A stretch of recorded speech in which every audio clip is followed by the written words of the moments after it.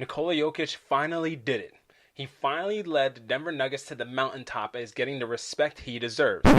Wait. How is it a two-time MVP and the top seed in the Western Conference were not getting their proper respect? Let's talk about it. Who's ready? I'm ready! The Nuggets had the 9th best odds to win the championship coming into the season, which is funny because one spot ahead was their finals opponent in the Miami Heat. Funny thing is though, I understand why. Last season, Jamal Murray missed the entire year due to a torn ACL. For those of you who may not know who Jamal Murray is, he's essentially the Robin to Jokic's Batman and goes by a few aliases such as the Blue Arrow and Glitch. Murray's viability to perform as a second option to Jokic's first was the biggest question regarding this team. It would be crazy at this point to question Jokic's greatness as he's put it on display for years now. I even have numerous videos on this channel talking about how great Jokic is. At this point, if you did not buy into how great he is, you are watching the wrong sport. Are you dumb, stupid, or dumb? Huh? Jokic has easily been top 3 player in the NBA for the last few seasons. Unfortunately, he did not have the opportunity to show that off in the form of a deep postseason run due to Murray's injuries. Now, for clarification, Jokic has been awesome in the playoffs. However, the lights shine brighter the deeper you get into the playoffs. The bigger the stage, the bigger the audience. Losses in the first round and semifinals stifled the bombastic coming out party from Jokic and the Nuggets, which put a lot of pressure on Murray this season to be the running mate Jokic could depend on to push this team to the next level. Did he get the job done? Well, Denver right now. Murray from the corner. There it is. Jamal Murray. Murray trying to work on Reeves. Good move. Little fall back. And that was something special. Murray behind the back. obviously. Murray's numbers this season were almost identical to his numbers prior to his injury, especially considering the fact that his running mate Nikola Jokic only got better since Murray's injury. A lot better. Guarding Murray. Jokic up and under. It's a beauty. Getting bumped. Nice pass. Come over and talk to them right to your point, Scott.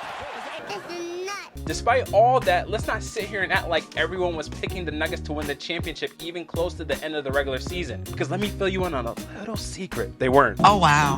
This chart shows the odds to win the NBA championship ahead of the first round, and as you can see, the Nuggets had the 6th best odds to win the title, even though they had the best record in the Western Conference. By the time we got to the conference finals, they were still not the favorites to win the championship. But why though? Why is it despite their success in the regular season, despite their success in the postseason up until the West Finals, why is it people did not believe in the Nuggets? You want my honest answer? Nobody watched them. Ow. Yup. Truth hurts. Okay, that was a bit hyperbolic. People just didn't watch them as much as the other teams ahead of them in the odds. I do not blame anyone though. Each of these teams had more nationally televised games than the Nuggets. Naturally, people were more familiar with the other teams and got more opportunities to evaluate them versus that of the Nuggets. As a result, it created a chip on the Nuggets' shoulders that was evident throughout their whole playoff run. The us versus the world mentality that was surely evident at times where even it didn't make sense. Such as during the Lakers series where the Nuggets were the favorites coming in. Whatever we can use for motivation, you know what I mean? And I think a lot of our guys, to be honest, they may not admit this or not, you know, you win game 1 of the playoffs, and all everybody talked about was the Lakers. Let's be honest, that was a national narrative was, hey, the Lakers are fine. They're down 1-0, but they figured something out. No one talked about Nikola just had a historic performance. However, this mentality gave the team something to rally around. More fuel only got added onto the fire in the midst of a toxic MVP race. During the season, there was practically a campaign by the media and players alike for Joel Embiid to be the MVP. At times, there were flagrant hot takes regarding Jokic's play to try and derail any validity to his MVP stake. Are you sitting here and saying Nikola Jokic is having his numbers padded? Is that what you're saying?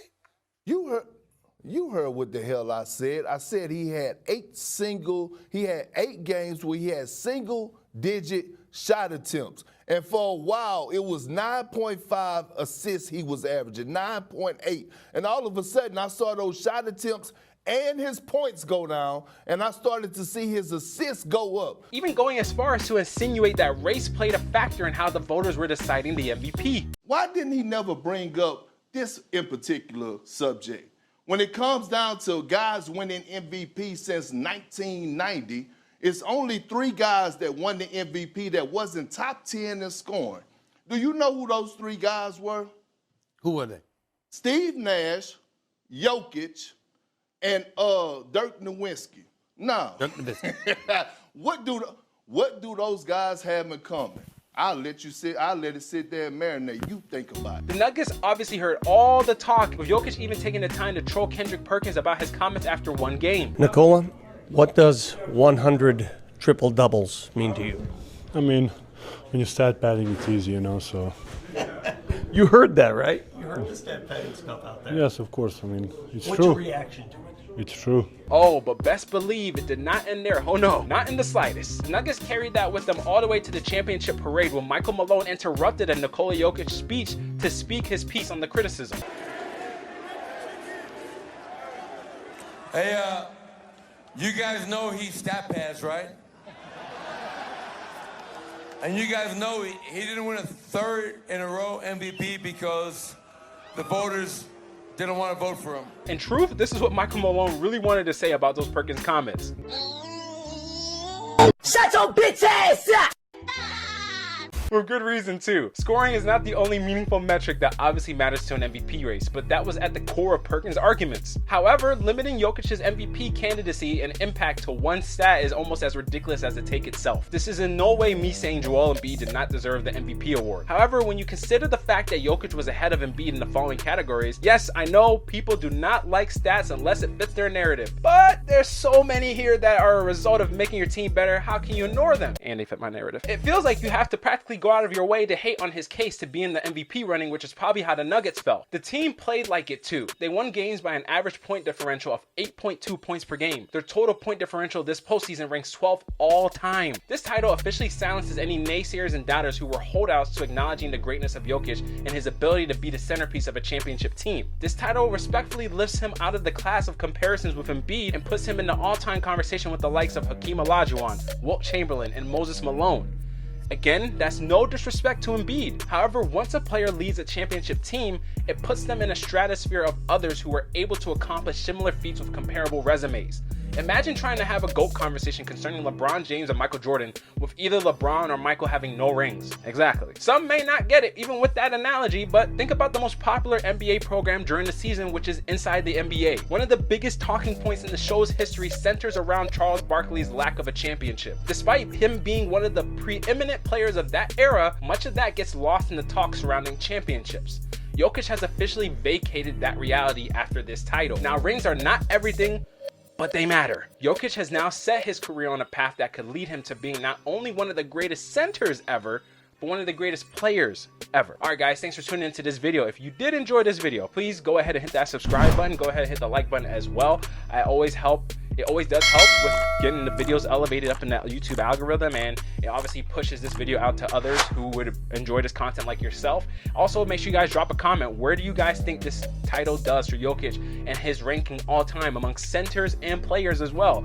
I think that's a lengthy conversation that can be had, and I might actually have it on my KBR Sports podcast. You guys go ahead and check that podcast out. You can catch it on whatever streaming platforms you listen on to. And I think that if you guys want to drop me any topics that you want me to talk about on there, I'd be more than happy to talk about this topic, especially in more depth, because I think the podcast gives you a platform that you can go into these things in a way deeper level than I can in a video that I'm also trying to, I'm trying to keep constrained, because I know everybody got the attention span of a squirrel nowadays, So if you guys made it this far, I do appreciate it. Make sure you guys share this video with a friend. And of course, guys, if you did enjoy, and of course, guys, if you want to stay up to date on any future videos or anything like that, make sure you follow the social media handles that I have listed here below, as well as following myself and KBR Sports. But guys, until next time, thanks for watching, and I'm out.